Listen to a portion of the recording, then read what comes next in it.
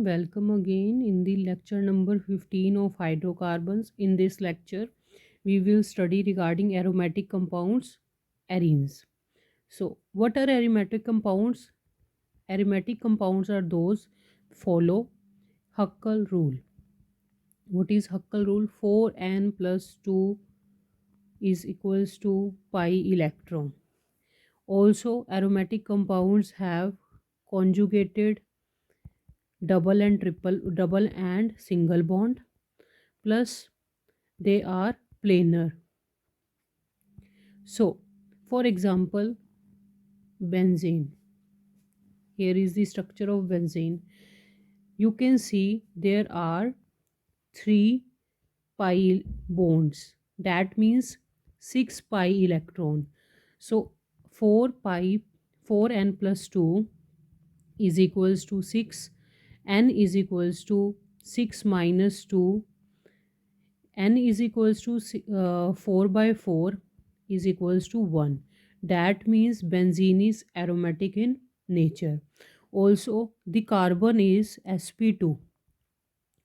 So, अगर आपको किसी भी कंपाउंड के अंदर देखना है कि वो एरोमेटिक है, आपको हक्कल रूल फॉलो करना पड़ेगा और आपको पता होना चाहिए कि ये जो स्ट्रक्चर्स होते हैं इनको हम क्या बोलते हैं, कैकुले फॉर्म। और अगर बेंजीन का स्ट्रक्चर हो लाइक दिस,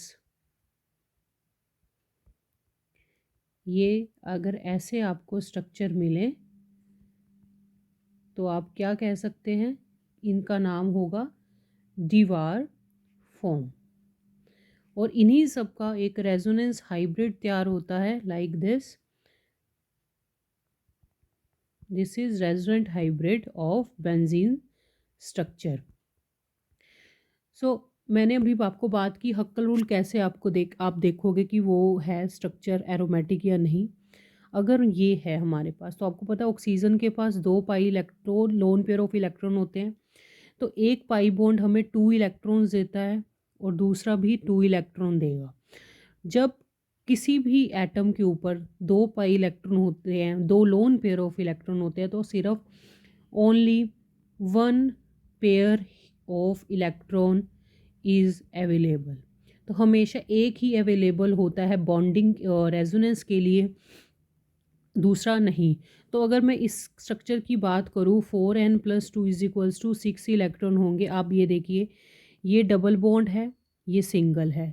यहाँ से ये इलेक्ट्रॉन यूज़ होंगे, फिर ये सिंगल, और ये आपको यहाँ पर डबल दिख गया। दोबारा ये देखो, ये डबल बॉन्ड, फिर ये यूज़ होंगे, फिर सिंगल, यहाँ पर भी सिंगल था, और फिर ये डबल बॉन्ड। तो कॉन्जुगेशन आ गई, फिर सिंगल आ गया। तो 4n plus 2 is equals to यहाँ पर भी 1 आएगा, ये भी एरोमेटिक है।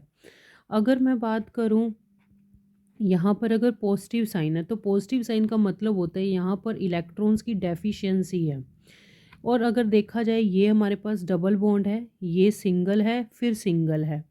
पॉजिटिव का मतलब यहाँ पर इलेक्ट्रॉन नहीं है, तो यहाँ से कंजुगेशन नहीं हो सकती। लेकिन अगर मैं इस साइड से करूँ double bond, single bond, double bond, तो यहाँ पर कॉन्जुगेशन शो हो रही है। तो 4n plus 2 is equals to 4 electron आएगा। n इज इक्वल्स टू क्या होगा, 4 minus 2। n is equals to 2 by 4 is equals to 1 by 2। तो ये एरोमेटिक नहीं है, तो ये स्ट्रक्चर हमारा एरोमेटिक नहीं होगा। अगर यही स्ट्रक्चर ऐसा दिया हो और यहाँ पर नेगेटिव साइन हो, नेगेटिव साइन का मतलब इनके पास इलेक्ट्रॉन है, 2 इलेक्ट्रॉन्स के लिए एक साइन आ जाता है। यहाँ से भी 2 इलेक्ट्रॉन आएंगे, यहाँ से भी 2 इलेक्ट्रॉन आएंगे। तो 4n plus 2 is equals to 6, n is equals to 4, 4n is equals to 4, n is equals to 1। तो ये हमारे पास एरोमेटिक होगा। तो ऐसे आप किसी भी कंपाउंड की एरोमेटिसिटी निकाल सकते हैं कि वो एरोमेटिक है या नहीं है। अब हम बात करते हैं preparation of arenes. Aromatic compounds को हम एरीन्स भी बोल देते हैं, ठीक है। Firstly at industrial scale, industrial scale पर ये रिएक्शंस कैसे होती हैं या एरीन्स कैसे बनते हैं।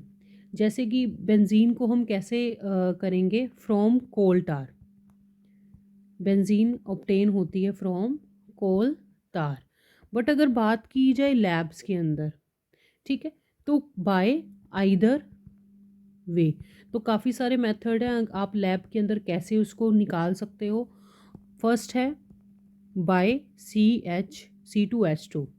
तो आप क्या लोगे, इथाइन लिया आपने, इसके 3 मॉलिक्यूल्स लोगे, मोल्स लोगे, और सील्ड कॉपर ट्यूब के अंदर, सील्ड कॉपर ट्यूब के अंदर ये रिएक्शन करवाओगे, हीट करवाओगे। तो आपको पता है, देखिए ये होगी कैसे रिएक्शन, आप ऐसे अरेंज करोगे,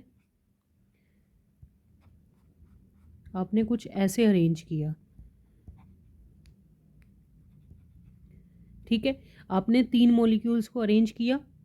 अब ये एक बॉन्ड शिफ्ट होगा, यहाँ पर एक बॉन्ड यहाँ शिफ्ट होगा। तो जैसे ये बॉन्ड शिफ्ट होगा तो आपको कुछ ऐसा स्ट्रक्चर मिलेगा।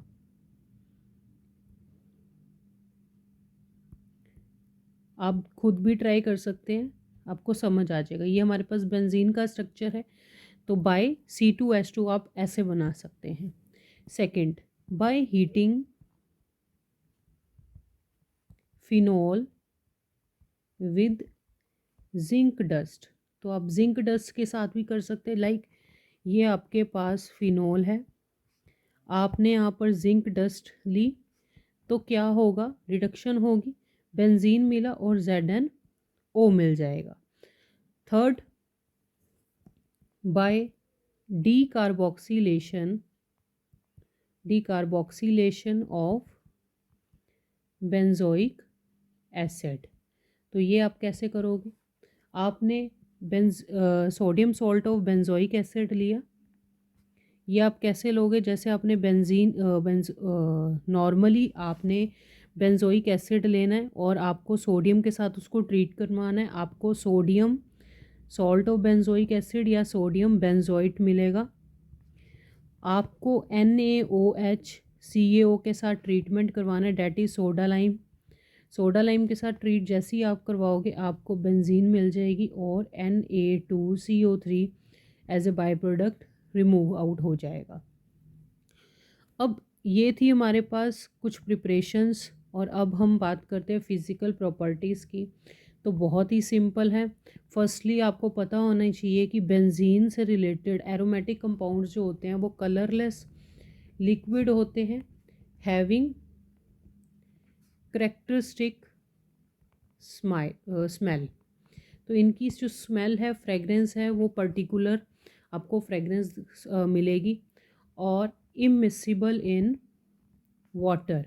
तो बेसिकली ये वाटर के अंदर मिक्स नहीं हो सकते, but itself intact it act as a good